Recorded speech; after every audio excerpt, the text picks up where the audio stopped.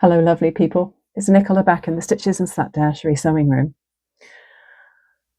I'd like to welcome the new people who have subscribed in the last week.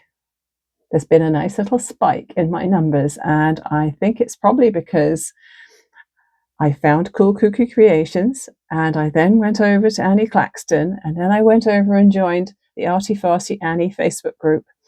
And one of the mods or admins, I think it was, messaged me and said, feel free to introduce yourself and mention your YouTube channel. So I did. So if you are here from over there, thank you for joining me. And I hope we have a great relationship from here on in. So I make a lot of things. I like to knit, crochet, sew. I sew bags, clothing, quilts, and anything really that takes my fancy, and any sort of rabbit hole I find. And I definitely found a little rabbit hole with Tori's videos on KoolKookyKreatures. Oh man, so much inspiration on YouTube, guys. Colorful stuff, scrappy stuff, hand sewn stuff. Oh, it's just so much. We can't do it all, but we do try, right? Since the last vlog, which I only put up yesterday, but I have some time today before going off to work for the evening shift, I made another little pin out of one of my little scraps. This is one of my little textile art scraps. It just had batting on the back. It didn't even have a lining. So what I did was I added the bugle beads, and then I put a little scrap of fabric on the back and then blanket stitched around. No, I whip stitched around apparently. And when I got to the end of the whip stitching, I added a little embroidered flower and stuck a pin on the back. Not particularly tidy on the back, but hey, no one's going to see it, and especially when it's being worn or when it's pinned to something like a bag or whatever.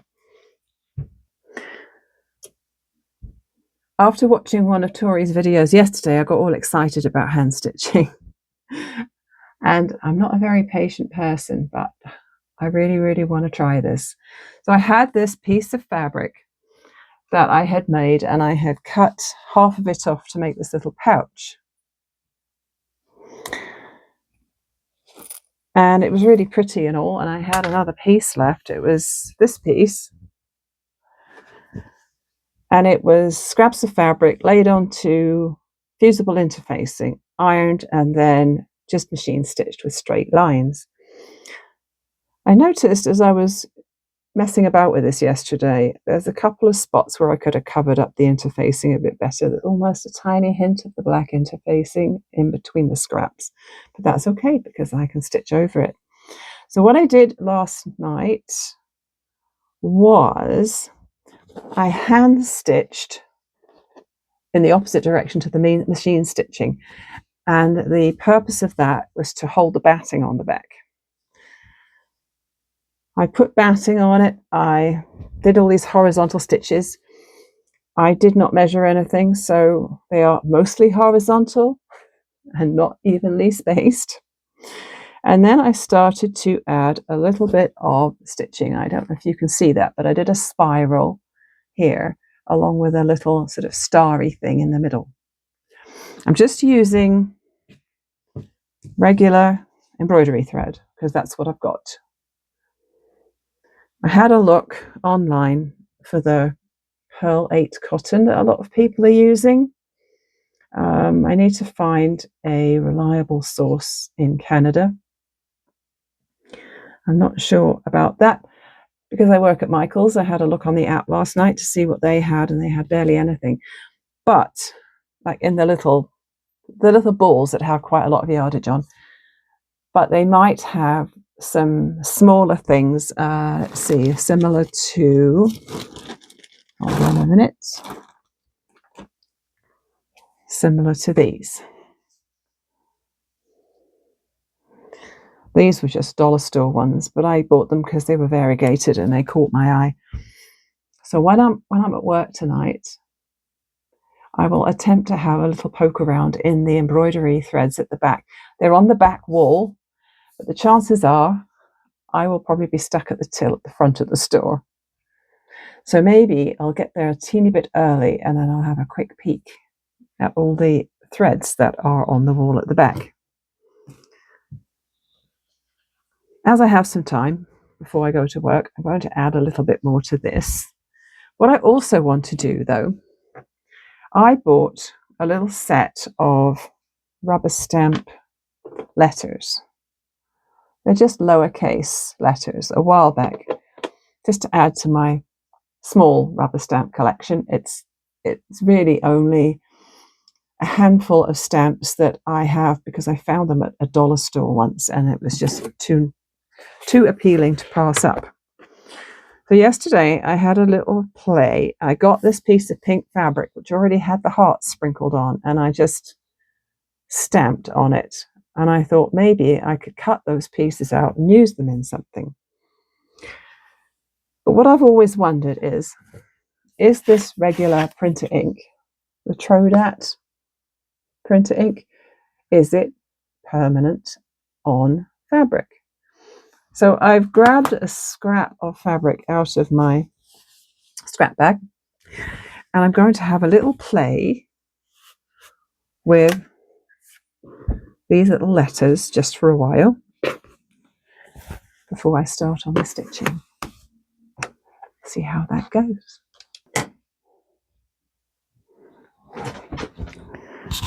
It would probably make sense to spell out something I can actually use. You never know, if this works well,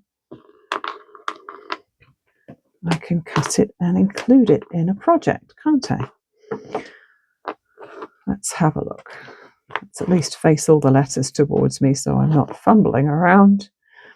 This set came from Michael's. It also has a star, and it has, or an asterisk, I guess. It has a parenthesis, a smiley face,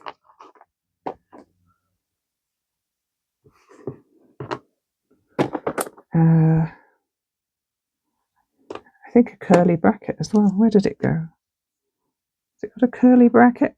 I could have sworn I saw a curly bracket in here yesterday, but maybe not.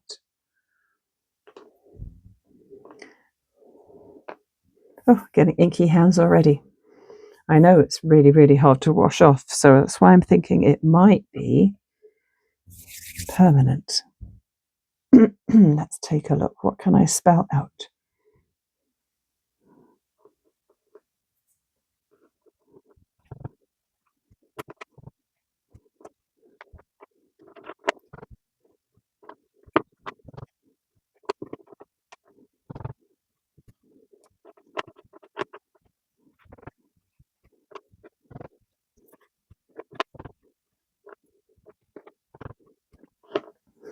My spacing is pretty rubbish, but that's okay. Oh yes, I do have a curly bracket. Or if you put it that way, it looks like a moustache. So what I'll do is I will pop this piece of fabric in with my regular clothes laundry. I always wash on cold water, with cold water cycle, and regular detergent, so it'll be a good test. It'll get beaten up with all the other stuff in there.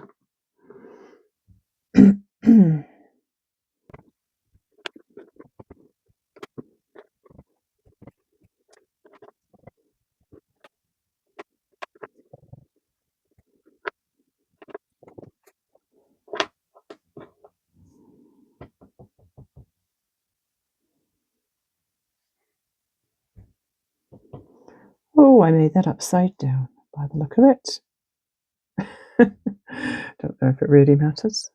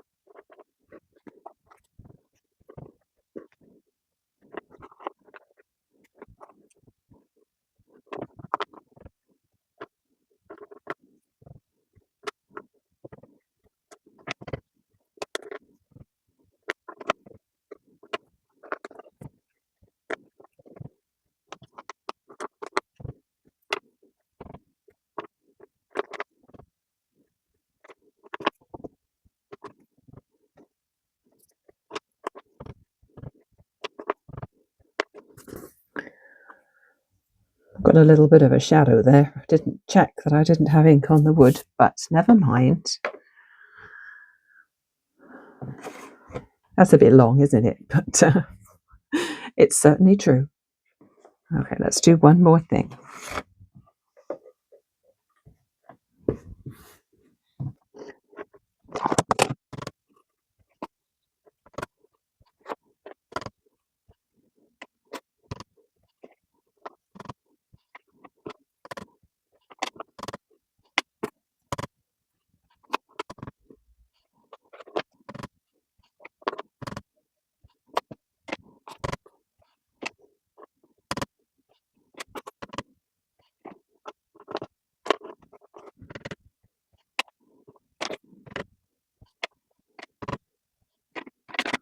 I wasn't thinking there, was I? What have I done with that S? I need it again.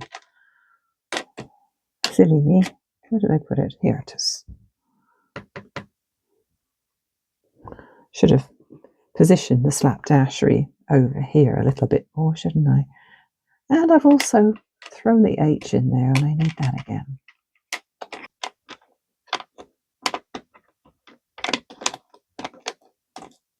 There you are.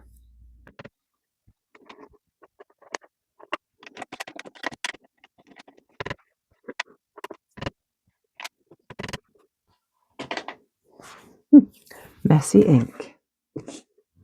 I went all the way. I was going to put these closer together, but somehow that didn't work out. I originally got out just a couple of colours to go on here, ones that felt like they would blend in with this, and then I was thinking, what am I thinking of? I need some that are really going to show up. So I picked out some colours like these greens, some more blues, a couple of pinks, a couple of purples. Actually, those might be the same.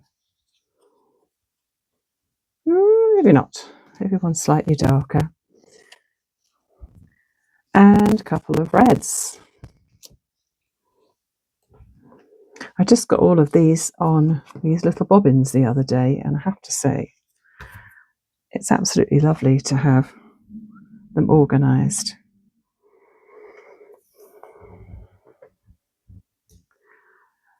Now, I'm just not sure what I'm going to stitch on next. Maybe I'll build out from here, or maybe I should just go somewhere else. I can't find my thimble. I feel like I really need one, even though this has got a fairly blunt eye end. But yeah, after all this stitching plus this, my finger was starting to get holes in it. We don't want that, do we? Oh, I know what I could do.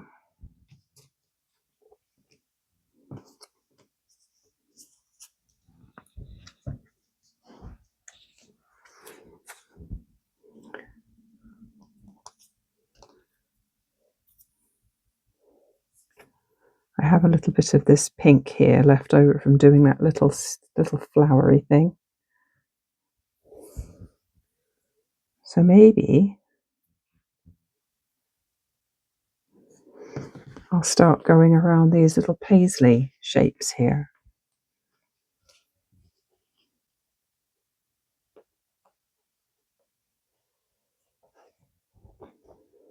Move all these guys out the way because I'm disturbing them here.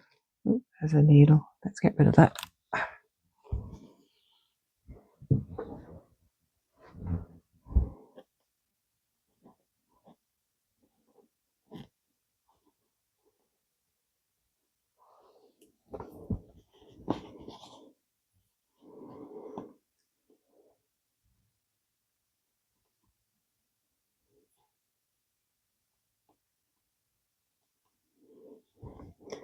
Embroidery is something I remember doing way back when I was 21.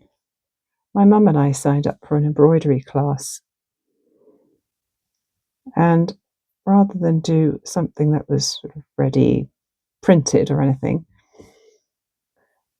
I found a picture of a kingfisher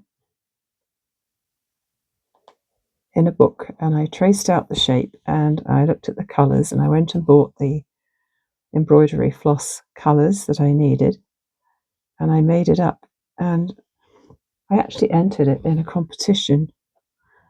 In fact, I've got it right here. I'll go grab it.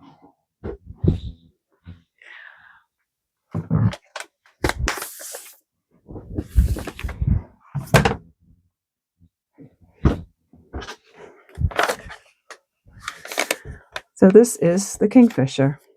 Looking a little dusty now, but it's in the frame. And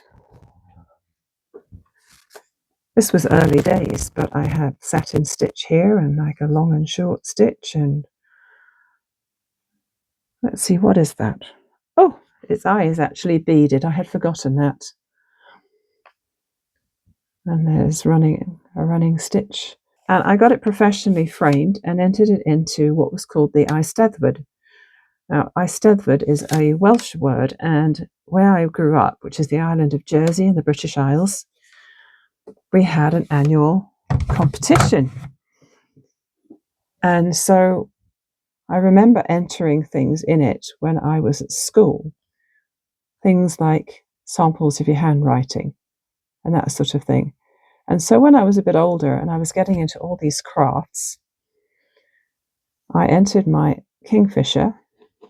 Can't remember if it won a prize or anything now, so long ago. And I also entered a brown macrame owl. You know, we were all making those back in the day, weren't we?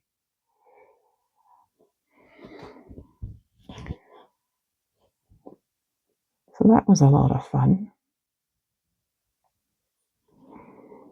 And so doing embroidery kind of reminds me of my mum, who, incidentally, died this year. She was 92. We didn't have a lot of joint shared interests. She did teach me to knit when I was about 7. But apart from that, she didn't do a lot of crafty things. And when I did my sewing O-level at high school, secondary school,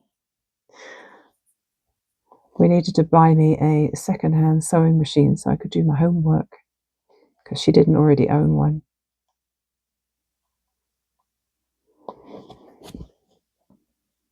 She did used to make those tablecloths.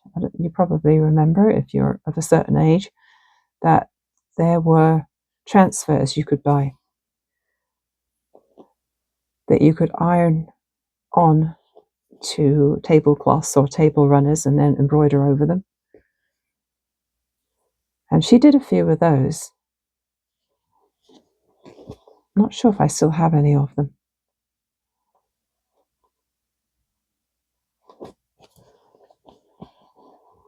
But yes, especially poignant memories now that she is gone.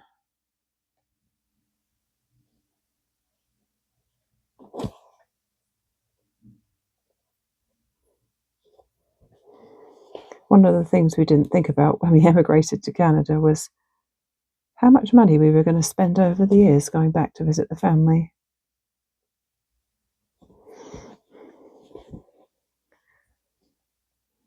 And how much we would, or I don't know about my husband, but I certainly feel sometimes that if we had stayed in Jersey, we would have had a lot more help with the kids, obviously, and they would have had a lot more time with their grandparents, and that would have been something very precious.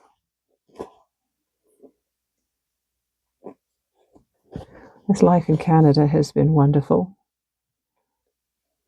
and we've been here since 94, so a long time.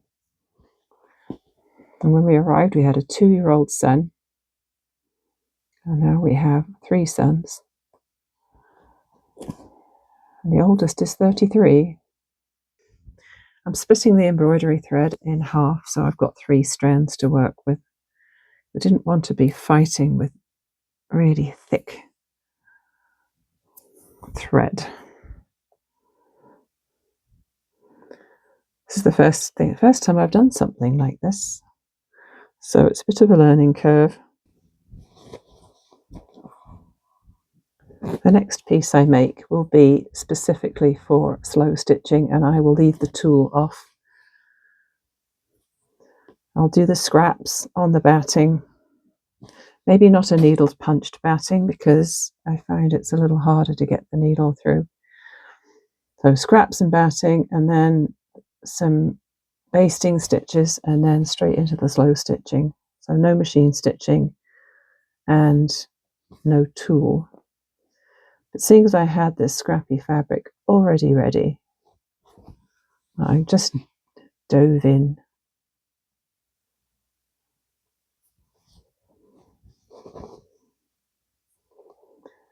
And it doesn't have to be for anything. It doesn't have to be specifically for a project, though I do like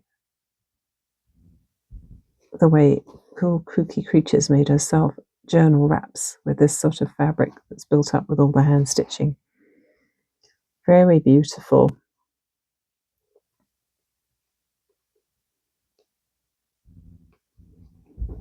I have started a sketchbook habit. I am terrible at drawing. I know I shouldn't say that, but I am.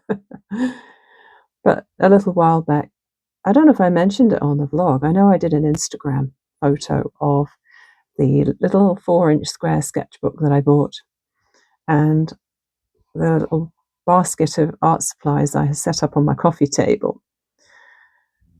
And I said I was going to try for a page a day, and I haven't quite stuck to that, but I'm enjoying doing some mark making with watercolor paints or pens or gel pens or pencil crayons.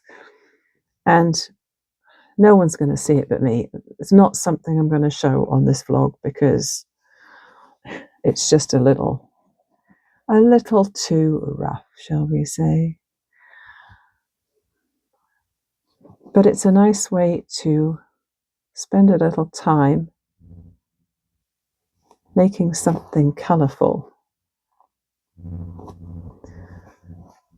that doesn't involve staring at your phone screen. In fact, I should. I'm not sure. I'm shooting on myself again. Here's the thing. I think ideally what I need to do is to do my sketchbook page in the morning when I first get up, as I'm drinking my first cup of Yorkshire tea of the day. I think I need to be doing my sketchbook page then. It's like anything, isn't it? If you get into a good habit, then it works. Although I don't know what it is about good habits. Good habits are easier to break than bad habits, I find. Seeing as I have this strand of pink already ready to go, I'm going to just carry on with that, and then I'm going to take a lunch break, and then I need to get out the door because I have some errands to do before work. I prefer to do my errands after work because then you can, oh, that's great, I forgot to put a knot in it. Yeah, I prefer to do my errands after work when there's no time pressure. But my shift today is 4:30 to 9:30. So that's not going to happen, is it? So I need to do a little bit of festival admin, pick up my business cards from the committee chair. I need to pop into the Body Shop and get some more of that lovely hemp body butter. It's awesomely thick, and I put it on my face because, you know, when you get to my age, you need the moisture. You definitely need the moisture. I had bought a gift bag of the hemp body butter, hand cream, and there was a face cream once in a rather nice little burlap sack. And I'm still using the hand cream. The face cream ran out pretty quick. I'm still using the hand cream. I keep it up on the coffee table next to where I sit to watch TV. But the hemp cream, I mean the body butter, it's amazing. It's so thick and heavy that I can use it on my face and on my body, my feet. Oh, it's lovely. It doesn't have a strong smell. Some of the Body Shop creams have quite a strong fragrance. I do love the British Rose one, which does smell like rose. The shea butter one, I think it's called, is too highly scented for me, and I'm almost finished with that, and I'm not going to buy any more of that one. But the hemp one is just a gentle smell. Very, very moisturizing. And I need to get more of that because I'm getting to the end of another tin of it. There was something else I needed to do, but I can't remember what it was. It's just as well I write these things down, isn't it?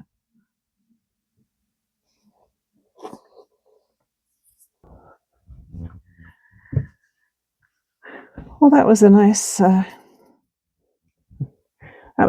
relaxing little session. I didn't get much done, but I need to learn to slow down and expect slow results with this sort of project. As I said, I'm a little bit impatient. Maybe this is going to help teach me a little bit more patience. I expect I'll come back to this over the weekend.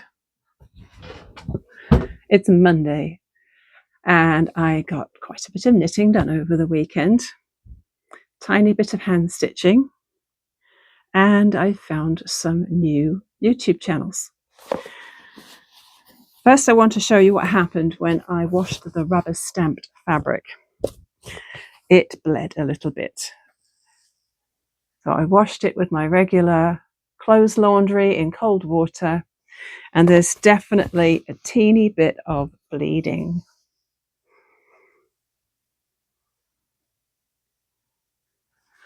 So at least I know for sure now that if I want to use rubber stamps on fabric with that Trodat ink pad, make sure it's a non-washable project.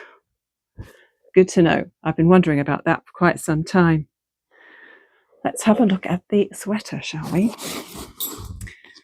This is the Fall Bluff sweater. It's a top-down raglan. I'm knitting it with Yarn Smith's Create Super Chunky, and Deep Ocean is the shade of the main color. I ordered this from Wool Warehouse. You know how hard it is to tell the exact color of something online. I was really hoping it was going to be darker, but I've agonized about that on the vlog in the past, so we're not going to go back there. I'm happy with the color now. This was based, or this whole plan for this sweater was based on a dream I had. And it was a sweater in my dream that was very dark, a very dark green, but I tend not to wear dark green.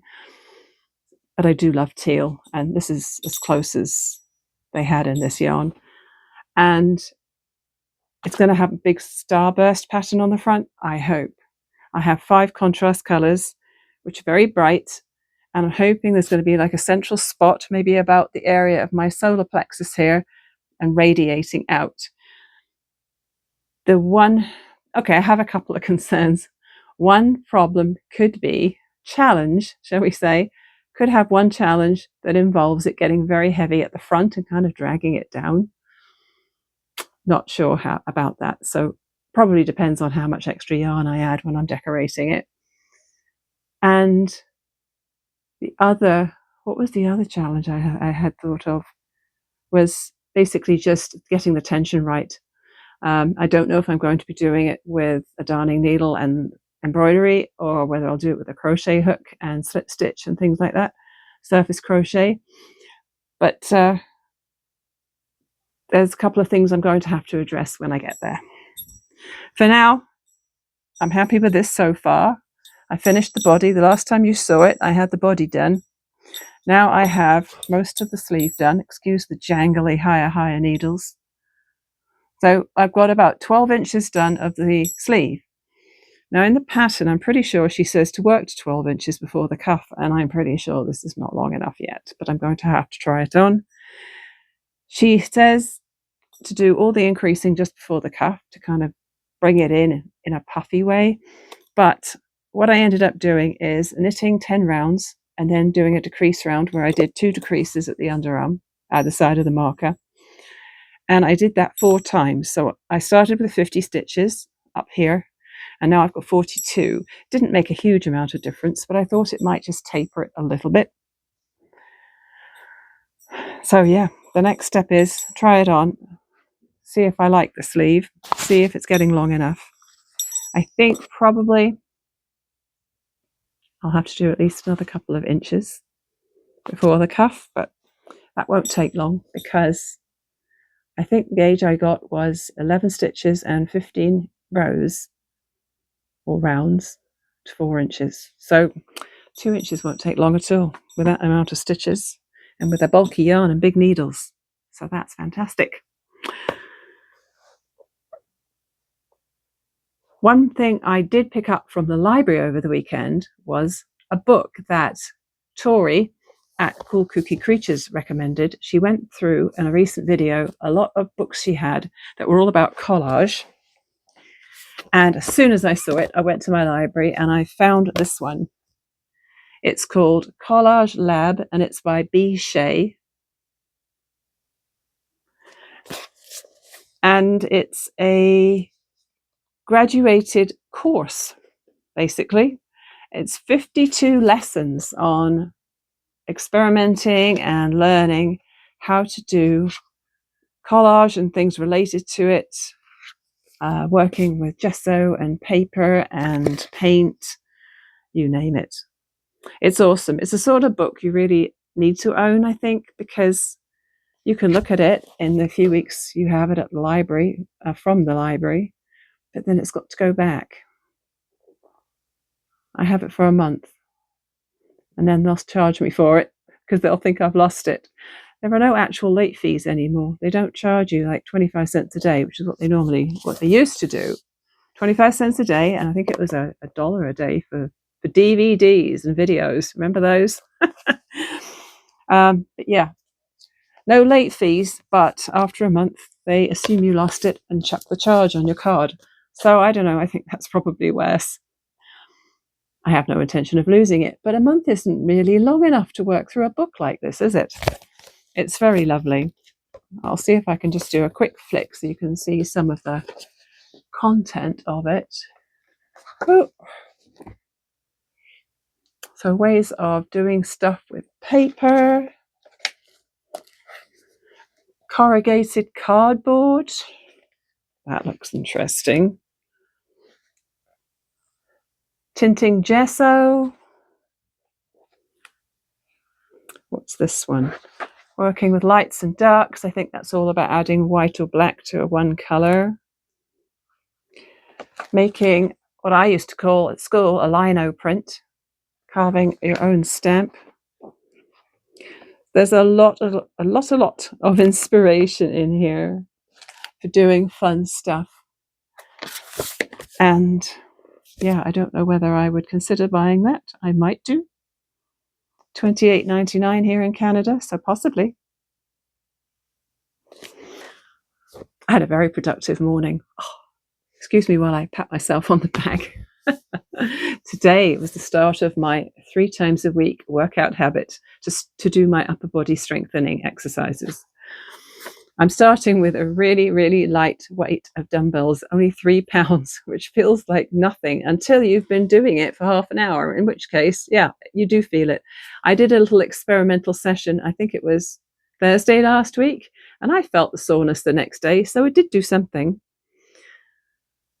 I had some music playing, which was fun, and then I did the housework. So I did the vacuuming and the bathroom cleaning, so I feel like I've done so much exercise today. It's incredible, which is why I am freshly showered and have wet hair.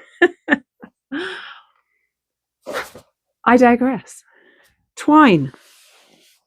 Why am I talking about fabric twine, you might ask? I made this a long time ago, but I absolutely adore it. Have you ever done this? It's basically just 2 thin strands of fabric. You can tear it, you can cut it, You can do it 1/2 inch or 1 inch or whatever. It depends on the thickness you want to end up with.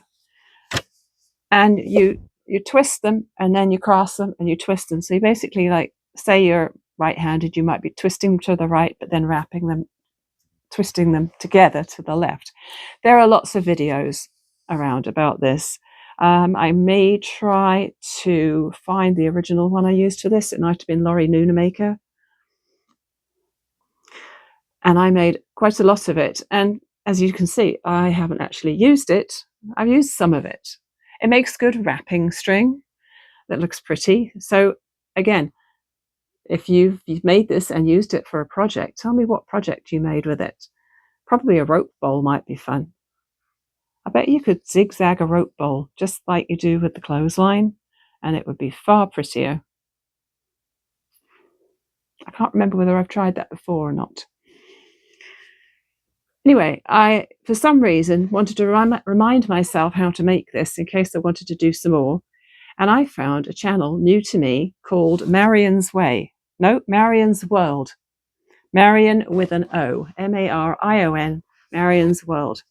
And she showed how to do it a slightly easier way, where you pin your fabric to a tailor's ham or something weighty anyway. It could be a board and a bulldog clip, whatever. But because you're using a third point instead of just your hands, it's a little bit easier. You attach it, you do the twisting and the twisting with it anchored down. And she obviously has done a lot of this with things like nettle fiber and that. I haven't gone digging into her channel much to see where those videos are, but the one I saw last night was interesting and I subscribed. So if you're interested in things like that, go check her out. She's obviously pretty popular. She has a lot of subscribers and views. I was impressed. Whew, I'm overheating. We haven't got to our maximum temperature for the day yet, and I'm in the basement in my sewing room. I'm still too hot. One more thing to talk about. Oh, no, a couple more things to talk about. I had a couple of comments on the last vlog. Thank you for new YouTube channels to check out. I did check out Red Blossom Designs. Very much a tutorial format, very much things that I probably wouldn't be making, but I did look. I don't think I subscribed. The other one was Zetsta's Lab, and she has a very strong Afrikaner accent. She's obviously in South Africa, or she is South African but lives somewhere else. I don't know. I don't know her that well yet, but I have watched a couple of her videos, and she's a scream. She's an artist who has a studio, and I was just like, oh, you know you're an artist when you call your room a studio. I have a friend like that. She always impresses me with what she makes. But Zetsta's Lab, the ones I watched were eco dyeing with dried leaves in paper rolls. And she admitted that it was the first time she'd done it, and normally her things are jelly printing, but she loves to experiment with other things. A bit like me, really. So she had rolled up all these leaves in paper and steamed it with some alum in the water and left them to dry. And she did the unrolling for the benefit of the viewers. And I love her attitude. She's very encouraging. She's all about how we should all give something a go and don't expect the results the professionals get, because they've been practicing these things for years and they know what they're doing. And I enjoyed that one so much that when I went and looked at one of her other ones, and it blew my mind.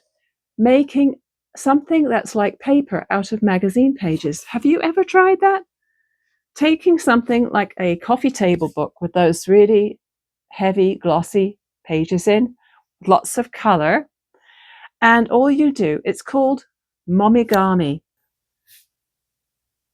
Momigami is one of those wonderful Japanese things that recycles or upcycles or creates something new out of something old. I tell you, the Japanese people are so inventive and have so many amazing creative ideas. Gosh, I can't get my words out today. So this is making fabric from magazine pages. or book pages. I just thought that I never even knew that was a thing. So all you do is you start by folding the page as much as possible, and then you get some oil on your fingers and you start scrunching it, and you scrunch it and open it, scrunch it and open it. And sometimes you get little breaks in the paper, but that doesn't matter. And you scrunch it, and you do it for like 10 solid minutes or something. I'm sure this is an excellent hand workout. Incredible. And what she ended up with was something soft. It had a hand like fabric, almost like a crepey fabric. And you can use this paper to stitch through, and you can use it in collage and journals and all sorts. I'm not sure if you can sew it with a machine. That was not mentioned. I don't know if sewing it with a machine would be practical because I'm not sure how fragile it is. But I want to try that now, and it looks so simple. You only needed 2 things to do it: the pages and the oil. Mind blown. So that's something I want to try. So I've definitely subscribed to Zetsa's Lab, and I will be watching more of her videos. There has been a small amount more of the hand stitching on the pink scrap fabric.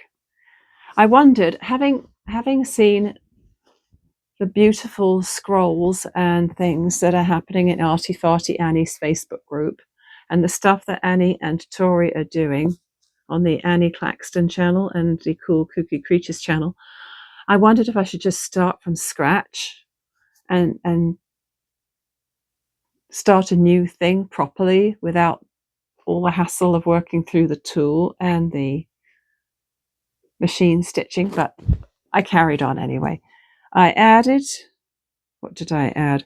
I added a little bit of this to this leaf here. I'm using the fabric patterns as a way of getting started on this, partly anyway. Where are my little turquoise flowers? Okay, I added some turquoise to these flowers on this fabric.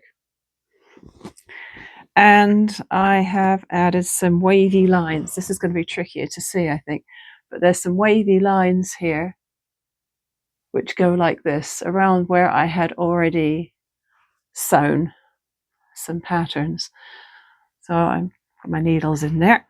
Make sure not to stab yourself, Nicola. So I think that is going to be a good practice piece for this slow stitching. And wouldn't it be an amazing journal cover when I was done? It's a weird size though. It's probably not a standard size for a journal cover.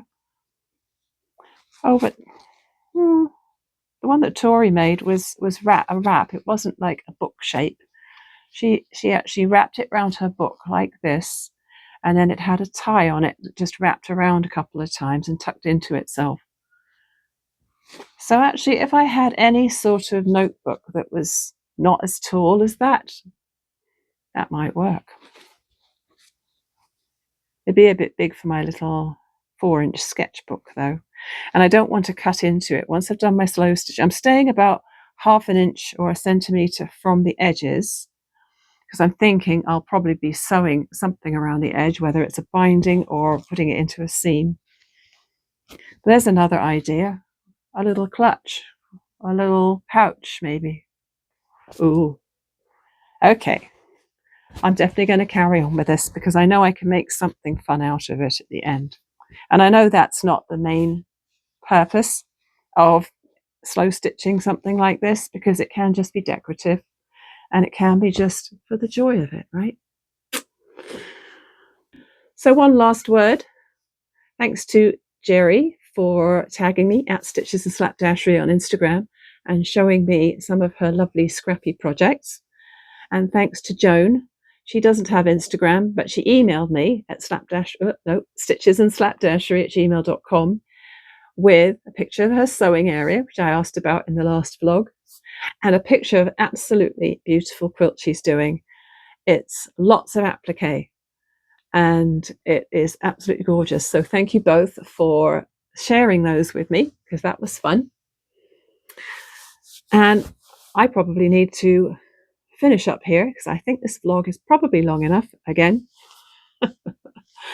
I always say that, don't I?